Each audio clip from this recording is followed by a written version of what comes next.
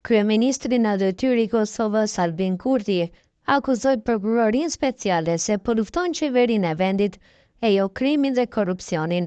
Kurti pasi nuk i përgjigji urdhrit të gjykatës themelore për të dhënë dëshmi të martën në prokurorin speciale për rastin e rezervave shtetërore, tha se nëse kjo e fundit e ka pasur të rëndësishme, dëshminë e tij do të duhet të shkonte tek ai në zyrën e kryeministrit.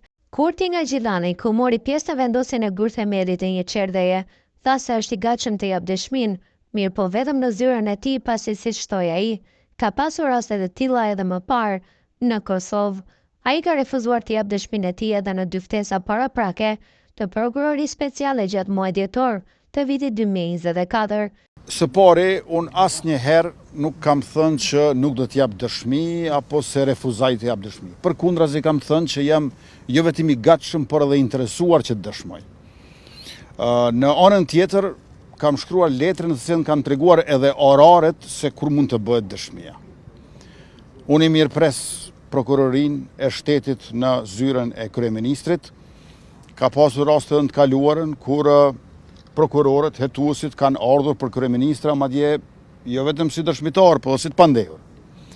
Prandaj nuk ka asnjë arsye që kjo të mos vazhdohet. Pra, qysh në muajin dhjetor ka qenë mundur që të kryhet ky intervistim dhe të jepet dëshmia nga ana ime.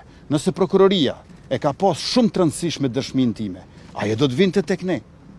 Një prokuror që e ka synim kryesor dëshmin e dëshmitarit, ai nuk humb kohë. Shtrohet pyetja pse i humb prokuroria 3 muaj? Për bindjen time të fuqishme, për shkak se është më shumë e interesuar të mbush ballinat e ndaj portalit të oligarkut se sa të sjell drejtësi. Kur prokuroria e shtetit në Kosovë nuk ka qenë më e lirë për të vepruar.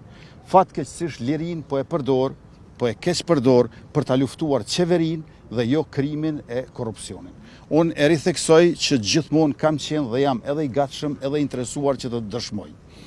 Nuk ka qeveri edhe sipas organizatave prestigjioze ndërkombëtare që e ka luftuar korrupsionin edhe krimin sikurse kjo qeveria jon në këto 4 vite dhe po ashtu këtë e dëshmojnë edhe qytetarët e Republikës me mbështetjen masive që na e kanë dhënë në këto zgjedhjet e nënshkurtit.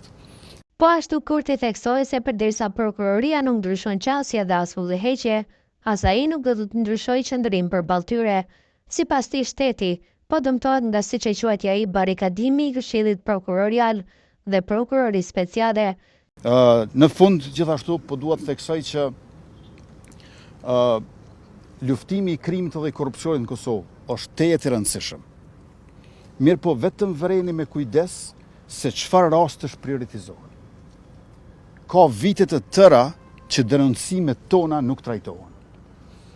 Kur e kemi marrë detyrën në mars të vitit 2021, për 1 vit e 5 muaj, deri në gushtin e vitit 2022, ministrat e qeverisë që udhëheqën i kanë dorëzuar 247 kërkesa për hetime ose kallëzime penale. Asnjëra prej tyre nuk ka prodhu hetim me akt akuzë.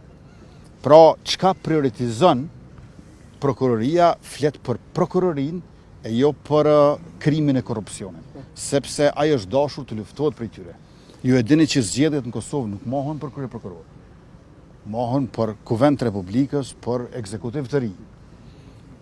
Kryeprokurorët janë aty të barrikaduar si në prokurorinë speciale të Republikës Kosovës, sidomos në Këshillin Prokurorial të Kosovës, dhe kjo është për të ardhur keq, dhe kjo është një dëm i vazhdueshëm, një padrejtësi e pafalshme që po i bëhet shtetit tonë. Përderisa prokuroria nuk ndryshon qasje dhe nuk ndryshon as udhëheqje, se këto 2 gjëra po duken të lidhura me njëra tjetrën, nuk kam pse ndryshoj qendrim as unë. Ftesa për Kurtin kishte ardhur pasi gjykata themelore në Prishtinë më 28 shkurt lëshoi urdhër që obligon kryeministrin e Kosovës në detyrë që të paraqitet më 4 mars në prokurorinë speciale të Kosovës për të dhënë dëshminë e tij në cilësinë e dëshmitarit në një rast të hapur lidhur me dyshimet për keqpërdorime me rezerva shtetërore. Sipas njofsve juridik, pas refuzimit për të dëshmuar përkundër urdhrit të gjykatës, Kurti mund të gjobitet me 250 euro,